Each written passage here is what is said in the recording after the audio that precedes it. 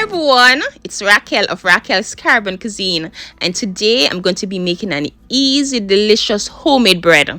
No mixer is needed, only your hands. Anyone could make this. Simple, easy steps to follow. Great results. So now to a bowl, I'm going into 1 cup of warm water, half a cup of milk, any milk of your choice, 1 packet of instant yeast, about 1.5 tablespoons.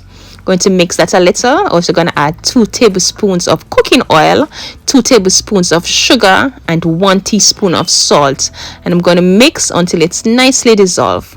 And because instant yeast was used, you don't have to sit and wait for it to become active. Automatically it's activated due to the warm water that was added. So now I'm going to add 4 cups of baking flour. All-purpose flour would work just as fine. I'm going to mix that in. And this recipe gives you 2 loaves of delicious bread. And this recipe is for beginners, people who have never baked a bread. Simple, easy steps. So now I'm going to get my hands in and I'm going to knead until I've created a nice soft dough ball.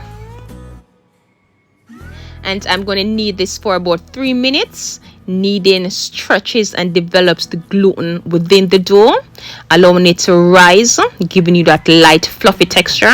And if at any time it becomes sticky, just dust some flour on and continue kneading. Now I'm going to add 1 tablespoonful of butter. Yes, and the butter makes a huge difference in taste. It's like a butter bread, but it could definitely be excluded. Now I'm going to knead this for another 2 minutes. I'm going to cover it down with some plastic wrap as to trap the air in, and I'm going to allow it to sit and rise, double in size.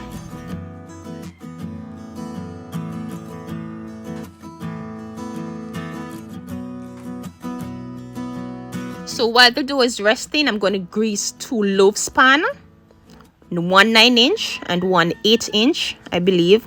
I will put the exact size in the description box.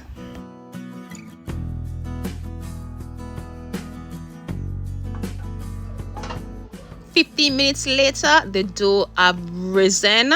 I was surprised at how fast that took. It might take yours about 30 minutes, depending on how warm your kitchen is.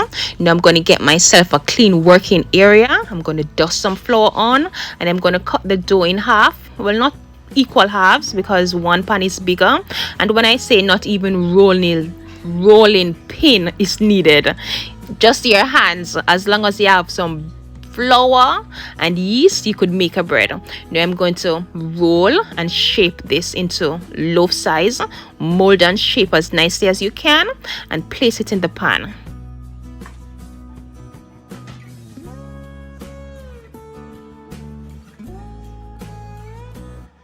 Same procedure for the next piece of dough. Just roll to the shape and size of the loaf pan. Going to seal the edges, and you're going to gently place that in the pan. Now I'm going to cover this down with plastic wrap as to trap the air in, and I'm going to allow it to sit and poof, rise, double in size.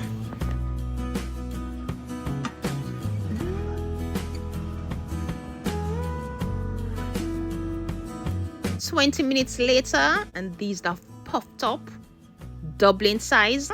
Going to gently remove the plastic wrap, and these are soft and fragile at this stage.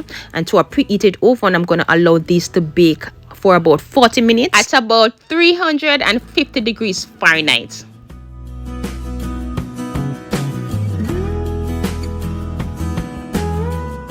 "40 minutes later, and these are done. And my kitchen smells amazing, and there is really quite nothing like the smell of freshly homemade bread. Now I'm going to glaze with some melted butter. Then I'm going to allow this to cool down for about 5 minutes. Then I'm going to remove them to a rack to cool down for another 10 minutes before cutting into them. And you really want to remove them from the pan because the heat may cause them to get a bit soggy. And there you have it. Freshly baked homemade bread. Easy, simple steps. As long as you have flour and a bit of yeast, you could make a bread. These were absolutely delicious. Thank you so very much for watching.